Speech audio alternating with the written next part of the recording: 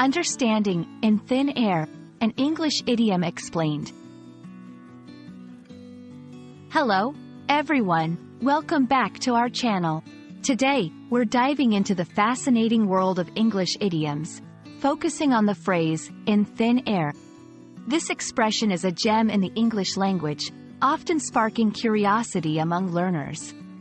So, let's unravel its meaning together and discover how to use it effectively in conversation. Stay tuned. The phrase, in thin air, refers to something disappearing suddenly and completely, leaving no trace behind. It's as if the object or person has vanished into the air, which is too thin to see or grasp. This idiom is often used to describe situations where something or someone that was clearly present just moments ago cannot be found or explained. The expression, in thin air, likely evolved from the concept of into thin air, which has been used in literature and storytelling to convey the idea of complete and mysterious disappearance. It plays on the natural phenomenon where higher altitudes have thinner air, making breathing difficult and sometimes leading to hallucinations or a sense of unreality.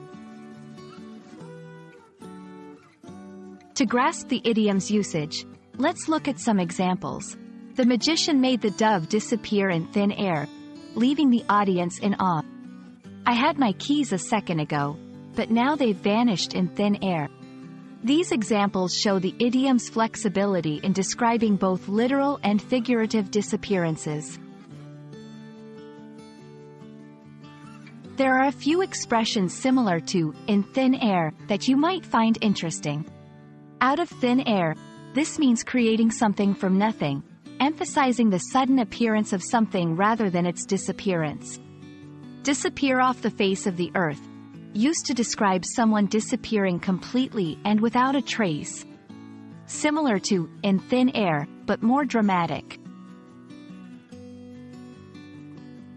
And that wraps up our exploration of the idiom, in thin air.